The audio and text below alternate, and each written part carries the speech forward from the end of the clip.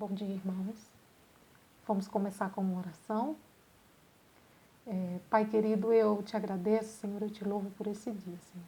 Muito obrigado, Senhor, pelo teu amor, pela tua graça, pela tua misericórdia, Senhor, que se renova todos os dias em nossas vidas, Senhor. Fala aos nossos corações, Senhor, agora através dessa palavra, Senhor, nos dê clareza, nos dê esclarecimento, Senhor, em nome de Jesus, que eu possa passar, Senhor, aquilo que eu estudei, aquilo que eu pesquisei de maneira clara, Senhor. E que a pessoa que está do outro lado, Senhor, ela possa ouvir também de maneira clara, Senhor, e entender de forma clara e objetiva. Em nome de Jesus. Amém. Hoje nós vamos estudar a lição de número 2 da nossa revista e o tema dela é Cristo vive em mim. E hoje nós vamos dar início ao livro de Gálatas, aos livros dos Gálatas. E hoje nós vamos estudar Gálatas 1 e 2, né? Capítulo 1 e capítulo 2. Mas antes de entrar na revista propriamente dita, né? Como gosto de fazer, eu vou fazer um resumo do livro, né? Um apanhado geral, uma visão panorâmica do livro de Gálatas. Esse livro, ela é uma carta, né? Esse livro é uma carta da liberdade cristã. É a única carta que Paulo escreveu que não é direcionada a uma igreja específica, né? Essa carta ela é direcionada a uma região, né? Porque a Galácia é uma região, não é uma cidade. E a nossa revista até traz aqui como sendo hoje uma região que hoje faz parte da Turquia, não é? E Paulo escreve essa carta porque ele ficou sabendo, né? Paulo ficou muito chocado, ficou sabendo que tinha alguns irmãos infiltrados na igreja que estava influenciando e fazendo com que alguns irmãos se desviassem do evangelho que Paulo havia pregado e ensinado, né?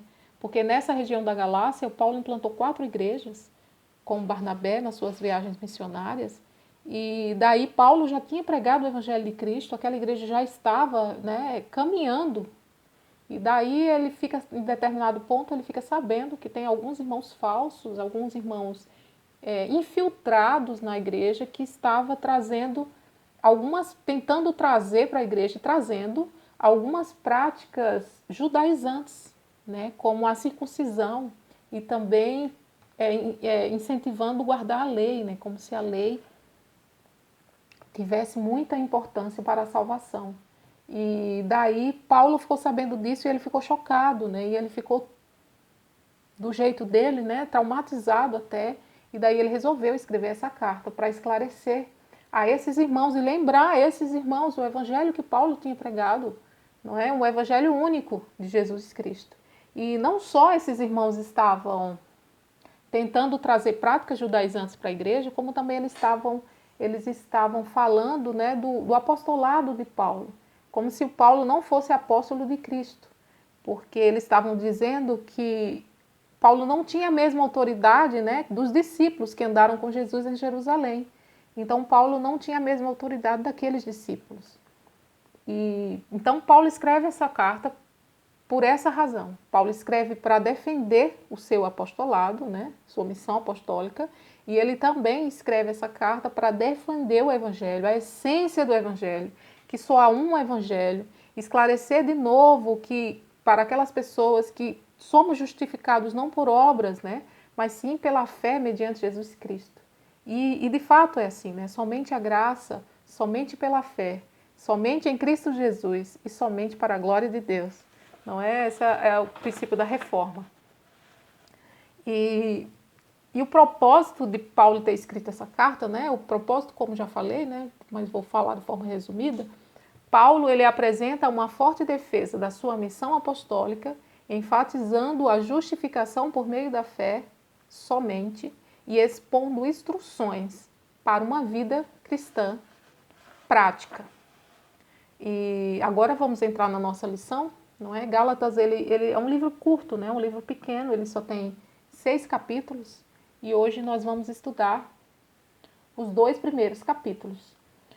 O nosso texto áureo se encontra em Gálatas 2, 20, que diz assim: Portanto, não sou mais eu quem vive, mas é Cristo que vive em mim.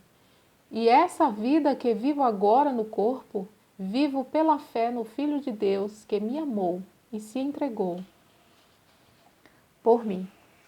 A nossa lição, ela se divide em 5 tópicos, e o primeiro tópico, o título é assim: a experiência de Cristo viver em nós é a base para o evangelho insubstituível.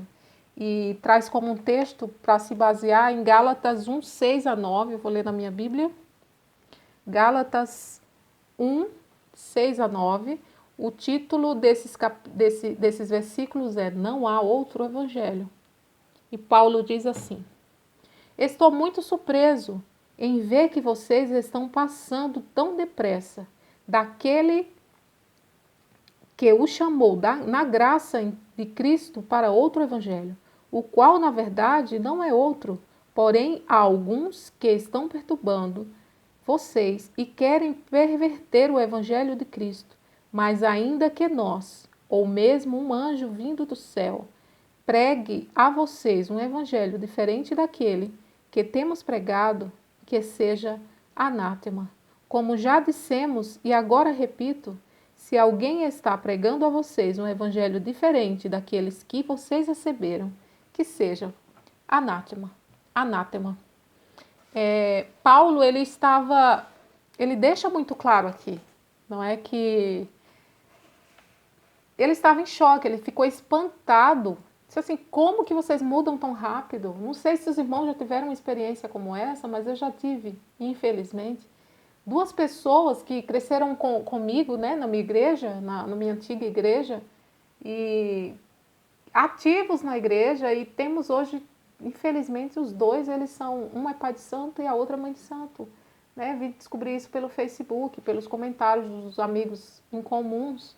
Não é? E assim, para mim foi um choque também. Como assim alguém que conhece o Evangelho de Cristo, a liberdade que temos em Cristo Jesus, não é? Alguém que sabe o quanto é bom pertencer a esse Deus e do nada se deixar escravizar, não é? Dessa forma e mudar para outro Evangelho que não o Evangelho de Cristo. Eu sei que nesse caso é um caso radical, não é? Que não foi o caso dos irmãos de Gálatas, mas, como Paulo diz, se você não está seguindo o Evangelho de Cristo, se é outro Evangelho, não é o de Cristo. Seja uma coisinha apenas que você acrescente, qualquer coisa que você acrescente, deixa de ser o Evangelho de Cristo. Não é? E daí o Paulo fica muito espantado com isso, como os Gálatas mudam tão rápido assim. Não é? Mudaram tão rápido para outro Evangelho. E Paulo ressalta a importância de que só tem um Evangelho, não existe outro Evangelho. Não é? Só existe um evangelho, que é o evangelho de Cristo Jesus. E nós temos visto na história da igreja. Como nós temos visto na história da igreja, não é? Sempre tem alguém, assim, uma tendência a colocar, a rejeitar a supremacia de Cristo, né? A excelência de Cristo e querer acrescentar, além de Cristo, alguma coisa. Não é? A gente sempre ouve falar disso. E a gente sabe que não pode, que é somente Cristo Jesus, ele é suficiente. Quem tem Jesus Cristo tem a vida, quem não tem, não tem a vida, não é? E a nossa lição aqui até traz, assim, a lição do professor, traz uma pergunta, um questionamento que diz assim, o que é um falso evangelho nos dias de hoje? Né? Para a gente discutir. E daí eu fiquei pensando alguns evangelhos e me lembrei, né, de algumas coisas muito parecidas com a nossa. É igual o que o pessoal estava vivendo lá em Gálatas, não é tão diferente, não é tão diferente. É parecido com o que a gente tem, não é? Estou falando da gente tradicional, batista tradicional, que a Bíblia é a única fé, né, de regra e prática, né? Estou falando disso. Ser muito parecido com o que a gente tem, mas não é igual. E se não é igual, é outro evangelho. É isso que Paulo deixa muito claro aqui para nós. E em Marcos 7,7 diz assim, em vão me adoram, ensinando doutrinas que são preceitos de homens.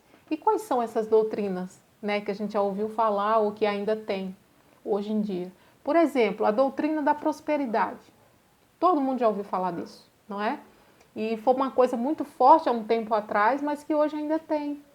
E o que é ensinado nessa doutrina da prosperidade? É ensinado a Bíblia também, né? Por isso que é parecido com o que a gente tem, mas não é o evangelho puro, não é o evangelho, o único evangelho que Jesus nos deixou. Então, Paulo deixa muito claro aqui, que não sendo o evangelho que Cristo nos deixou, porque só existe um, não sendo exatamente igual a esse, sendo acrescentado qualquer outra coisa a esse evangelho, deixa de ser o evangelho de Cristo. Então, assim, a prosperidade, ela prega que você tem que sentar na igreja e você tem que esperar. E esse Jesus vai te servir, ele vai te dar. E sua vida vai ser maravilhosa. E tudo que você fizer, você vai prosperar.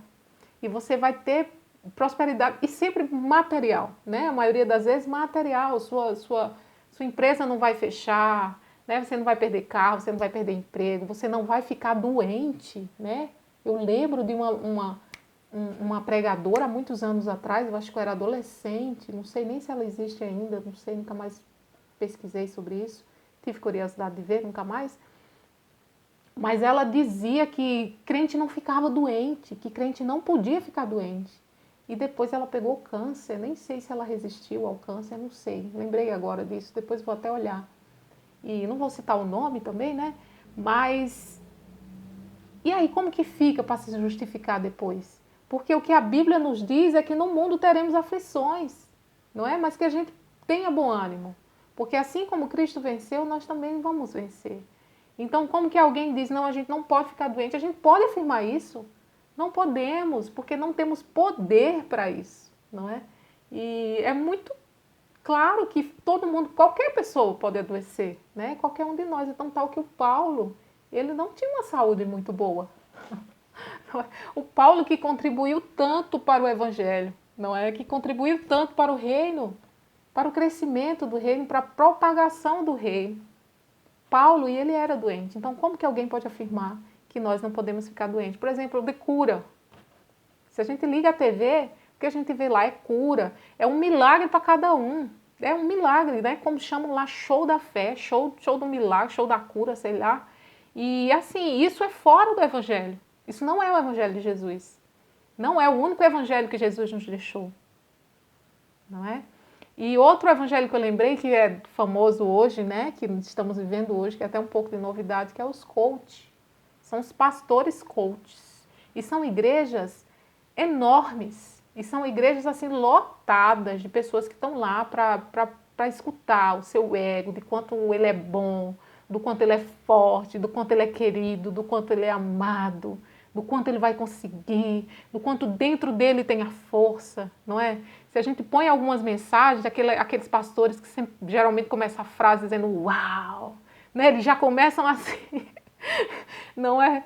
E é o que temos visto hoje. E isso não é o Evangelho de Cristo, mas é muito parecido conosco, não é? Se a gente for parar para escutar, tem coisa que até você diz, não, mas não é, não é. Paulo deixa muito claro aqui para nós que se acrescenta alguma coisa, deixa de ser o Evangelho, é outro. Não é o mesmo. É outro evangelho de semelhança diferente.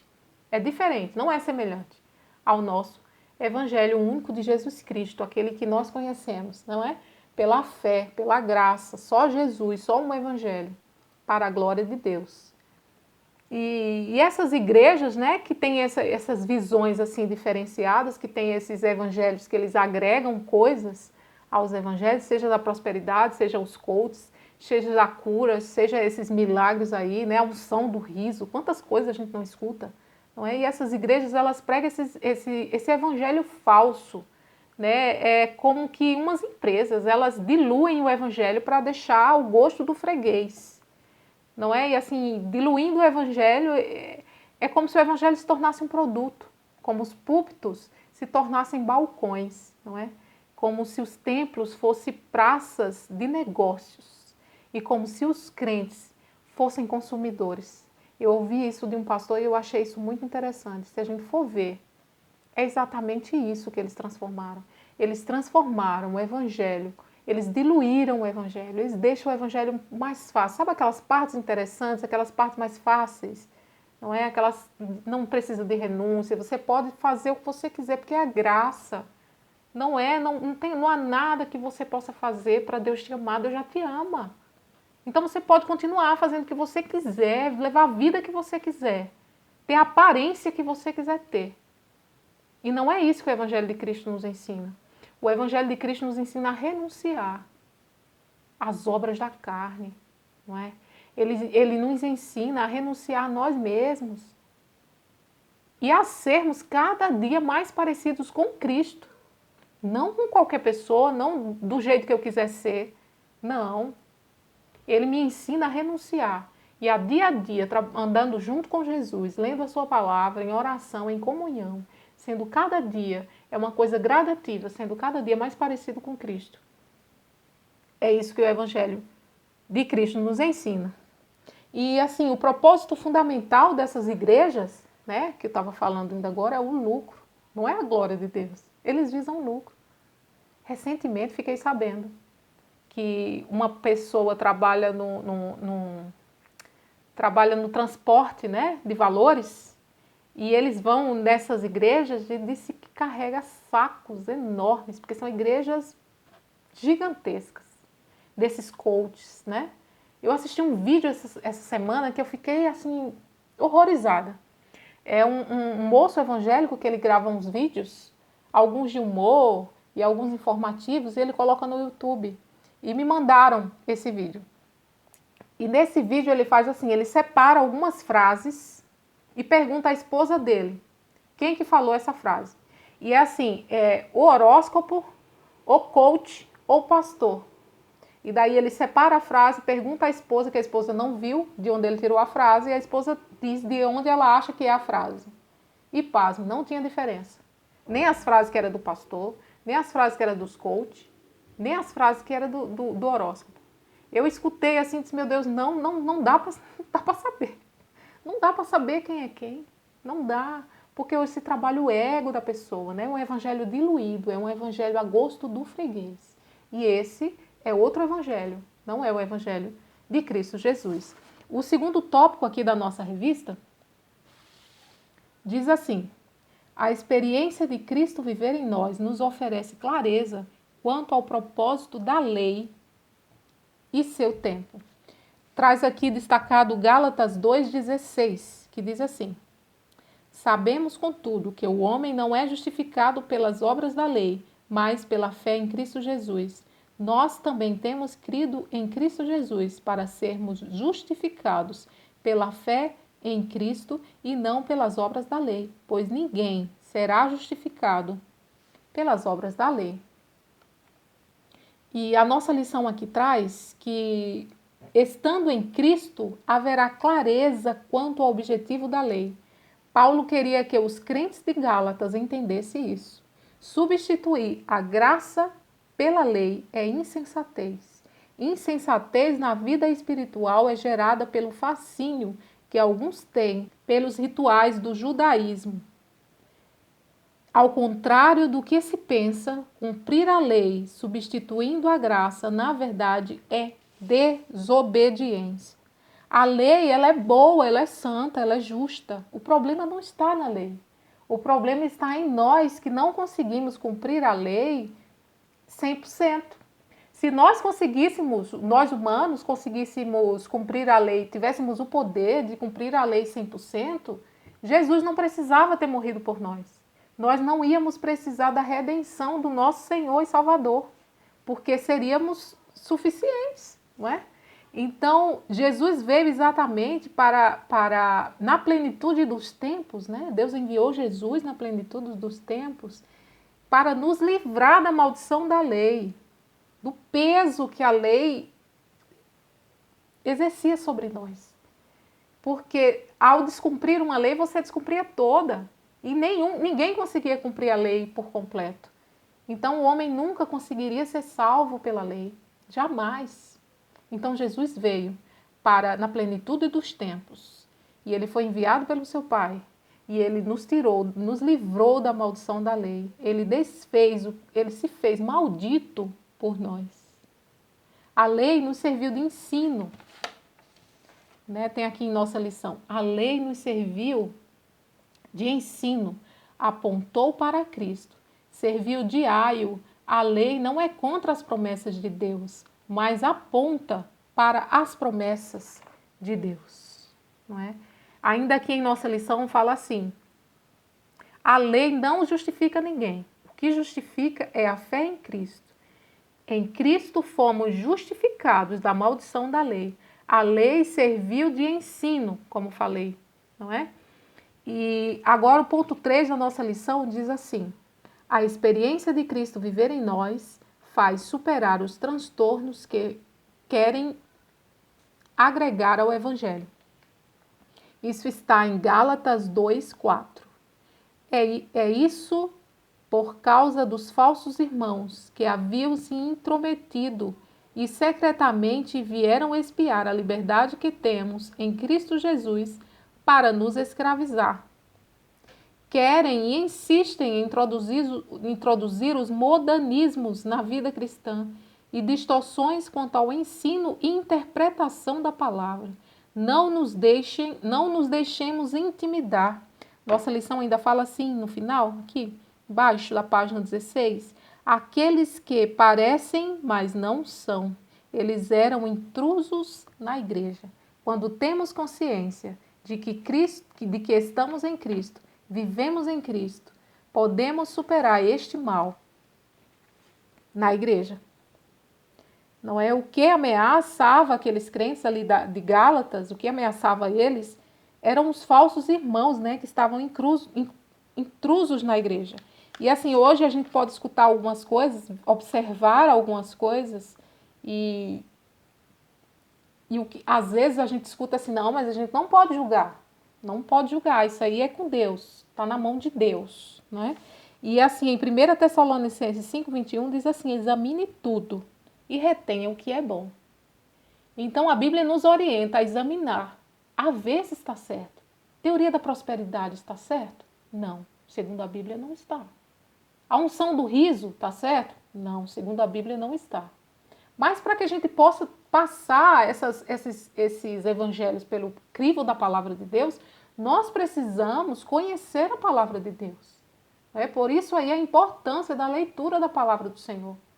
Não é? De orar e pedir, Deus me esclareça, Deus, que eu possa entender e compreender de forma adequada e não ter interpretações errôneas do Evangelho de Cristo.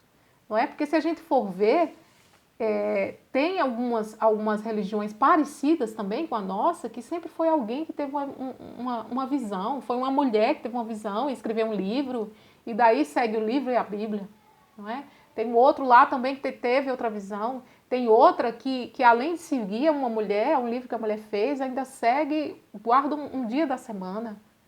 Não é? Então, assim, a gente tem que passar pelo crivo da palavra do Senhor e ver. Isso é o Evangelho puro de Jesus Cristo? O único Evangelho? Ou tem algumas coisas que tem alguma coisa a mais? Porque se tiver uma coisa a mais, já não é o Evangelho de Cristo, é outro. E não o de Cristo. E como diz aqui em 1 Tessalonicenses 5:21, nós devemos sim avaliar tudo. Ouvir o que vem do púlpito, ouvir as aulas, prestar atenção. É isso mesmo que a Bíblia fala? Mas para isso você tem que estudar, você tem que pesquisar, né?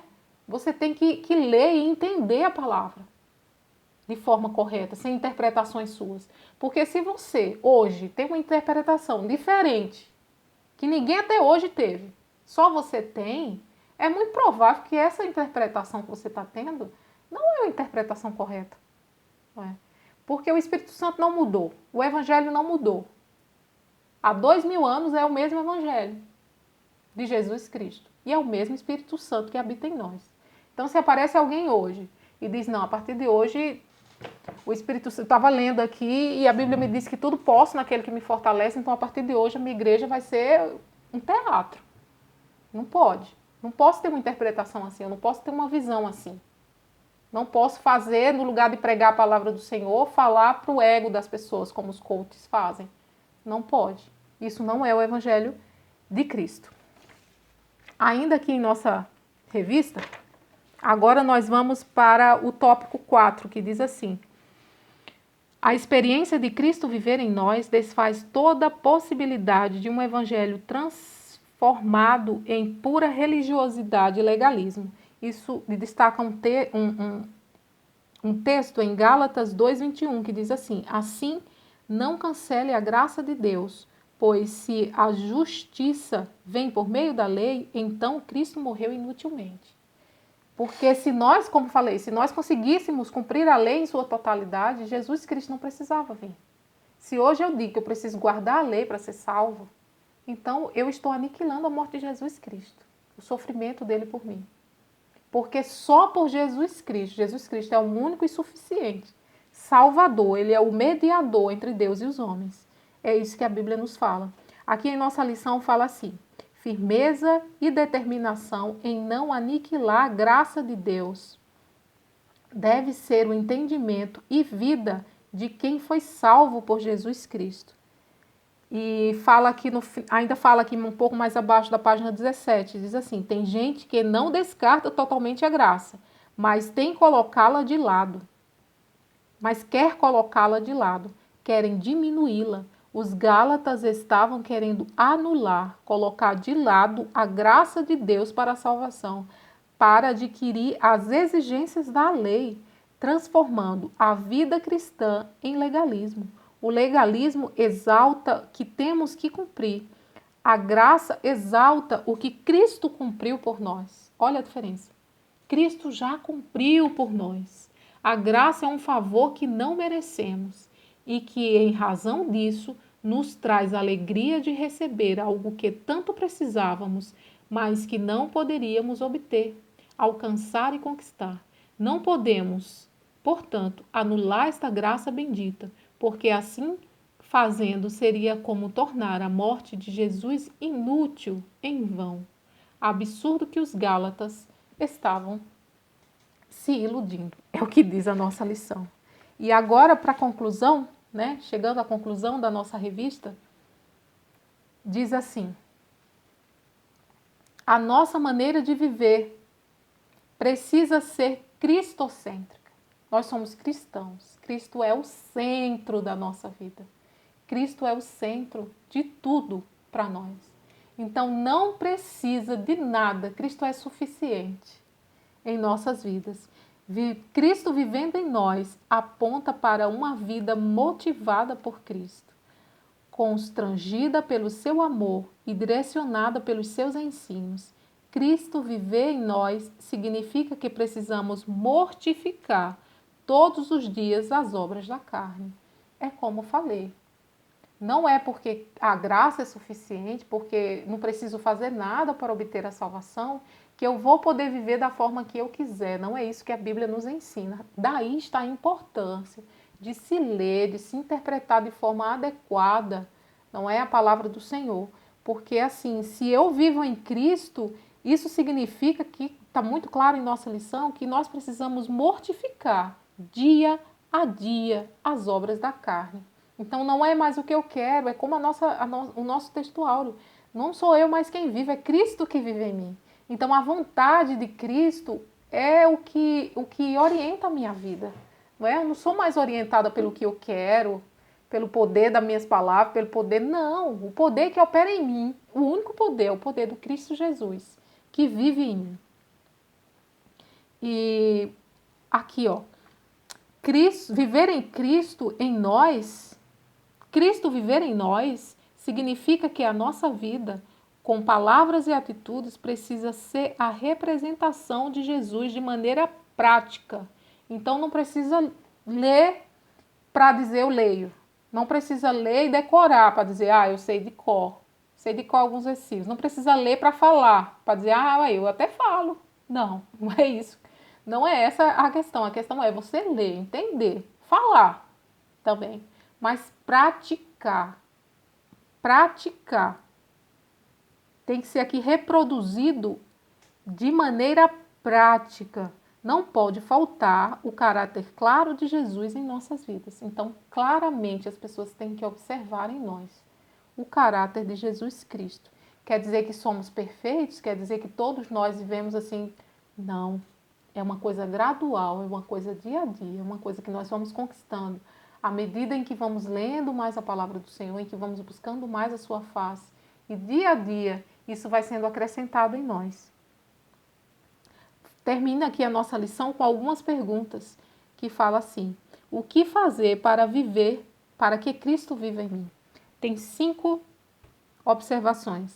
A primeira observação é: leia e conheça mais a palavra de Deus, porque lendo e conhecendo mais a palavra de Deus, você vai poder saber se você está sendo enganado, você vai poder saber se aquilo que está sendo ensinado para você é o evangelho puro de Jesus Cristo.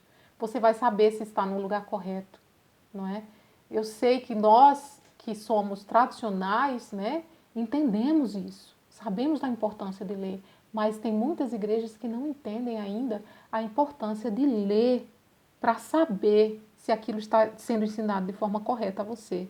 O segundo ponto é assim, busque desenvolver uma vida de oração. Então, ao ler a palavra do Senhor, você vai ouvir falar do Evangelho de Cristo, entender o Evangelho de Cristo único, vai saber quando está sendo enganado, e orando e buscando, você vai desenvolver uma vida de oração, você vai poder falar e criar intimidade com o nosso Pai Celestial. O terceiro ponto é rejeite todo tipo de proposta que contraria a ética do reino. Então, seja qual for a proposta que chegue para você, mesmo que ela seja encantadora, mesmo que seja uma igreja que queira levantar o seu ego, que queira te colocar para cima, mas não é isso. O Evangelho de Cristo não é isso. O Evangelho de Cristo é através da graça somente por Jesus Cristo. E a Bíblia nos diz que no mundo teremos aflições, mas para nós termos bom ânimo. O quarto ponto aqui fala, proponha ensinar com o discipulado a essência do Evangelho sem acréscimos humanos ou religiosos. Isso, a Bíblia nos orienta a fazer discípulos, não é? Mas também não precisamos tornar o Evangelho de Cristo mais atrativo ao gosto do freguês. Não precisamos diluir, não precisamos deixar ele mais fácil. Não precisamos fazer isso, porque é só um Evangelho. Se você acrescenta algo, deixa de ser o Evangelho de Cristo. E também não colocar nada religioso, não é? Nada que seja de religiosidade. O Evangelho de Cristo é suficiente. É suficiente. Até porque a palavra do Senhor nos orienta que quem convence o homem do pecado, da justiça e do juízo é o Espírito Santo de Deus. Então não há nada que você possa fazer para tornar isso mais agradável, né, ao gosto da pessoa. Não precisa fazer isso. É você fazer a sua parte, que é falar. Não é? Porque a Bíblia também nos diz que a palavra do Senhor não volta vazia. Então é você falar. Falar como é. Não acrescentar nada. Nem nada religioso, nem humano. O quinto ponto é nunca esqueça que o justo viverá pela fé. Então é pela fé em Jesus que nós somos justificados. Não depende da lei, não depende do que fazemos, é crer no sacrifício e saber que o sacrifício de Jesus Cristo foi suficiente na cruz do Calvário por nós. E que não precisamos facilitar nada para que alguém possa aceitar esse evangelho. Não precisamos, porque o evangelho ele é suficiente. E era essa a nossa lição de hoje. A minha oração é para que nós tenhamos cada dia mais entendimento da palavra do Senhor e sabedoria para discernir o que está sendo ensinado para nós, não é? Mesmo na nossa igreja, os que os professores estão passando, o que, né, o nosso pastor quando chegar, as palavras que temos ouvido, né, recentemente. Então, que tudo isso a gente possa ter discernimento de Deus e conhecimento da palavra de Deus para que a gente possa passar tudo isso pelo crivo da palavra do Senhor e entender se esse evangelho é o evangelho de Cristo, porque só há um evangelho. Se alguém acrescentar alguma coisa a esse evangelho, não é, mas o evangelho de Cristo é outro, e não o evangelho de Cristo. Os objetivos dessa lição era compreender que a experiência de Cristo viver em nós é a base para um evangelho insubstituível. É um evangelho só, não tem substituição para esse evangelho. Combater as distorções quanto ao ensino e interpretação da palavra do Senhor. Então, para combater essas interpretações, não é? Que alguém possa ter, hoje em dia, né, 2000 anos depois, mais de 2000 anos, alguém ter um insight, dizer, não, Deus falou comigo e a partir de agora é assim. Vou abrir uma igreja. É isso que a gente vê, infelizmente, não é? E até os nomes da igreja têm ficado esquisitos. Se a gente for ver essas igrejas de coaches, até os nomes da igreja são esquisitos, não é? Então, assim, e até em nosso meio, que é o que interessa, não é? No nosso meio, no meio da nossa igreja, que a gente possa pedir a Deus orientação e discernimento para interpretar a palavra do Senhor de forma adequada quando nós lermos em nossa casa e também o que para a gente não absorver as distorções que são ensinados, né? Caso seja ensinado, a gente saber. Mas para isso a gente tem que conhecer a palavra do Senhor, né? A gente tem que ter uma intimidade com Jesus Cristo, a gente tem que orar, tem que ler, não é? E pedir orientação ao Espírito Santo de Deus que nos ajude. Era isso. Que Deus nos abençoe. Vou fazer uma oração nesse momento de encerramento. Pai querido, eu te agradeço, Senhor, porque no momento oportuno, Deus, aprove a Ti, Senhor, mandar o Teu Filho amado, Pai, para morrer por nós e fazer maldito por nós, Senhor, e nos livrar do jugo dessa lei, Pai. Muito obrigado, Senhor, porque nós temos um entendimento muito claro, Senhor, de que é um evangelho só, meu Pai. Muito obrigado, Senhor, porque nós temos o discernimento claro, Pai, que só há salvação por meio da fé em Cristo Jesus. Muito obrigado por isso, Senhor. Muito obrigado por te pertencer de forma adequada, Pai. Tira de nós tudo aquilo que não te agrada, Pai. Faz-nos cada dia, Senhor, modificar a nossa carne, Senhor. Nos ajuda, Pai, nesse sentido, Senhor. Que em nome de Jesus, dia a dia, nós possamos ver, não só de maneira geral, Senhor, que nós possamos ver entre nós, Senhor, cada dia mais o Teu caráter, Senhor, refletindo, ó Pai, o caráter de Cristo refletindo em nós. Nos ajuda, Senhor, cada dia, nos dando humildade, Senhor, e tirando de nós, Senhor, orgulho, ó Pai, que a gente possa entender que sem Ti nada somos, Senhor. Que nós possamos entender, ó Pai, que tudo que fazemos, que tudo que temos vem de Ti, ó Pai. E muito obrigado por isso, Senhor, muito obrigado por essa palavra dessa manhã. Nos ajuda, Senhor, com essa pandemia, Senhor, nos guarda, nos proteja, em nome de Jesus. Que nenhum mal chegue à nossa tenda, Senhor. E caso chegue, ó Pai, que Tu nos dê sabedoria, Senhor, que Tu nos dê clareza, Senhor, que essa é a Tua vontade para as nossas vidas, ó Pai. E que nós possamos aceitar, Senhor, a Tua vontade como servos Teus. Mas nos proteja, Senhor, nos guarde os irmãos da igreja, Senhor, guarde as pessoas do grupo de risco, Senhor, que são da nossa igreja, nos proteja em nome de Jesus. Nos dê um domingo abençoado, Senhor, debaixo da Tua proteção. Em nome de Jesus, essa é a minha oração. Amém. Amém. Boa semana, bom almoço. E vamos continuar, não é? Agora com o culto da manhã. E tenho certeza que vai vir uma palavra abençoada aos nossos corações. Que Deus nos abençoe.